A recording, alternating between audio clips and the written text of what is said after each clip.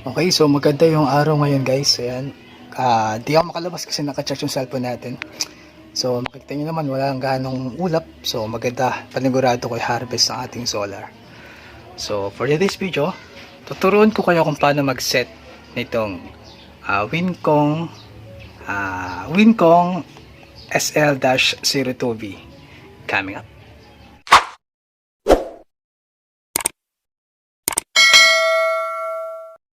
Mama's Boy 91.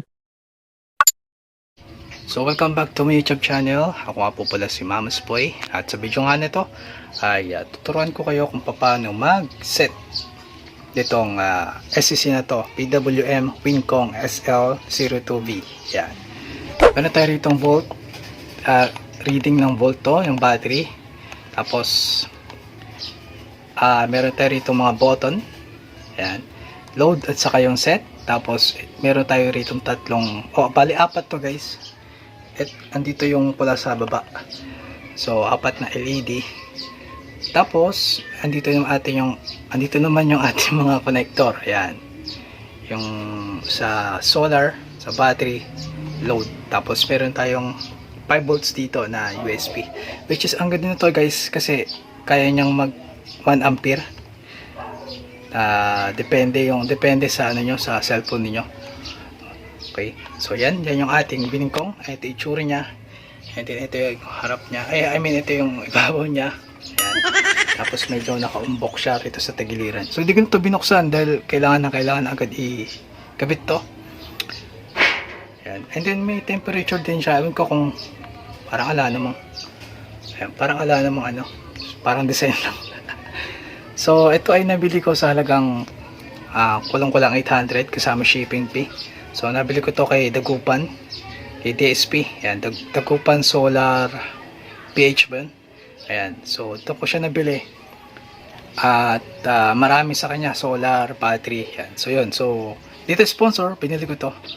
Gusto ko lang din share sa inyo dahil legit yung seller na yun. So start na tayo sa ating settings. So may dalawa siyang settings guys. Una sa battery, and then pangalawa pag naset natin battery, kung anong classification ng battery. So pag kinabit nyo to guys, halimbawa kakabit nyo pa lang sa battery, may lalabas ton kung 24 volts, 24 volts, 3.7 taka 3.2. So, sabihin guys, mamimili ka doon kung anong battery ilalagay mo. So, yung 1224, para lang sa lead acid yun. Example, hindi mo alam yung battery mo kung 12 volts o 24 volts. So, yung set na yun, 1224, yun ang isa-set mo. And then, automatic na siya, magkaganito na siya. Tapos, ito yung pinaka-set. Ito yung and then pag na-set nyo na yung 1224, ito yung pinaka settings niya. So 2 seconds lang. Halimbawa, ito yun ito yung para sa load, ito yung para sa threshold, ayun yung disconnect pag high voltage, load, reconnect, low voltage disconnect, and then yung temperature. So same lang naman yun guys, 1224 lead acid. Tapos merong nakahiwalay doon, kung alam nyo 12 volts to, so manalagay doon 12 volts. Kung alam nyo 24, may 24 volts doon. Tapos, so pasensya na guys, hindi ko na maipakita sa inyo kasi naiset ko na. Pero ito yung manual. Ayan yung manual. Ito yung 1224. Tapos ito yung set nya. Ayan. Halimbawa, hindi nyo alam guys yung battery nyo kung 12 volts o 24 volts. Misa kasi may battery ganun, hindi nakalagay. Or kung gusto nyo automatic, so ito 1224. So nakalagay dyan yung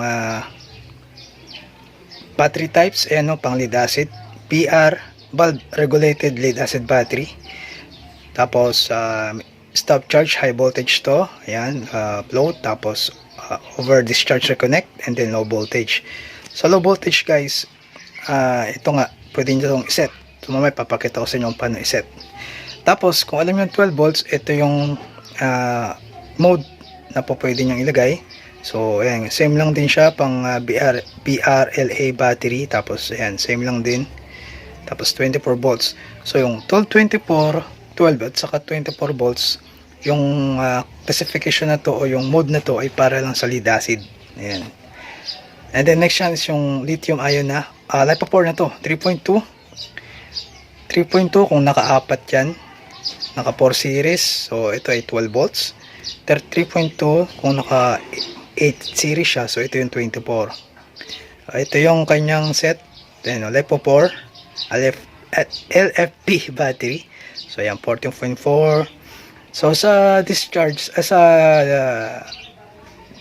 LBD, so kayo na bahala mag-set, pero papakita ko sa inyo. Ito kasi yung ito yung mode default program niya. Ito yung sa 12 volts, ito yung sa 24 volts. Ayan. And then, ang kagandahan din nito guys, sa 3.7, meron siyang 3 series at meron siyang 4 series. Ayan. And then, and lithium ion. So, kayo na bahala din dyan. And then, meron din siyang 6 series. Para naman doon sa 24 volts. Tapos, ito yung sa definition. Mamaya, tayo na mag-edit niyan. So, yan, ganyang kaganda guys yung Wincong na to. So, pag nakapili na kayo ng battery, so, dito na tayo sa settings, no? Okay, so sa akin kasi 12 volts sa kabila. So 12 volts na lead acid. So ito yung set nya, parameter nya, ito na agad yung nagkakarga. So makikita natin pag isang pindot dito, ito ay harvest lang to, discharge to, ito yung nagagamit ng sa solar mismo. Pag nakarekta sa battery, hindi nyo makikita rito, kailangan dito makakonect mo rito yung load, sa load na to, no? Pasensya na sa wire, medyo magulo. Tapos after nyan, yung voltage ng solar, pag inopen nyo to, hindi magkakarga, hindi mag-blink. Pero pag gusto mong patayin tong display, yan, off na yan guys. Tapos palikton. Tapos ito naman sa load, pwede mong patayin, pwede mong ngayon. So, nako-control din siya. So, next yan, ito naman tayo sa settings mismo ng battery natin. So, 2 seconds lang, pinutin to. So, 16 hours. Pag 16 hours guys, pwede mo siyang on-off. Pag 24 hours, di mo na siya pwedeng i-on-off. Automatic na to. Kumbaga, naka-on lang always. Tapos, mamamatay lang pag cut off. Tapos, 1 second lang ulit para mamili. 0, 2, 3, 4, hanggang 16. Pag 16, on na yan. 16, tapos after nito, 24 hours na. So, kung ginagawa ko lang 16. Ayan, patay o. 16. Ayan, nag-on. Kasi 16 lang dahil ito pag sa gabi, na-off ko na. Tapos, after nyan guys, is yung threshold. Ito I think kung may load kayong ilaw, automatic na mag-on yung ilaw. Parang timer na rin guys. So pag na-hit nya na yung voltage ng ganito, siguro, pero hindi ko pa ganong pinag-aaral na to, pero yung pagkakaintindi ko. Okay, so pwede natin i-skip to. And then susunod dyan yung high voltage disconnect. So ito 14.4 nakaset natin. Ito lang din yung pagsaset nyan. Pwede mong dagdagan. Tapos pagbabawasan mo, mga 2 to 3 seconds lang didiinan mo to. Ayan, magbabawas na. So, ganyan lang kadali guys. So, yan yung ating high voltage disconnect. Sa float, ganun din. Pwede mong dagdagan. And then, pwede mo rin bawasan. Didiinan mo lang na 2 to 3 seconds. Ayan. Okay, and then, susunod nyan, disconnect. So, ganun lang din. Sa LVD, so kayo na bahala mamili doon kung ito lang naman 1 seconds para mag plus and then 3 seconds para mag minus. So after nya yung temperature and then balik doon. Okay, so kaya lang kadali. Pag gusto nyo pumunta sa settings mismo ng battery, 2 seconds lang ito.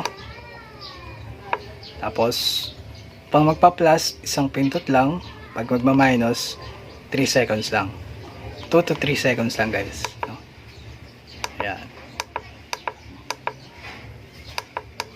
So, So kayo nang bahala mag-set, depende sa battery nyo. So ang kagandahan nito, yun nga, pwede siya sa lithium at sa lead acid. Unlike dito, lead acid lang. Pero kung ano, pwede naman, kaya lang medyo yung efficiency ika nga nila. Dito kasi po pwede lithium at saka lead acid. Ay harvest natin sa ngayon 3 amperes. Okay. So ganoon lang kadali mag-set ito guys. So thank you for watching.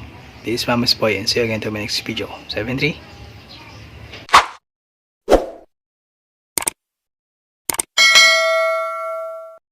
Mama's Boy 91.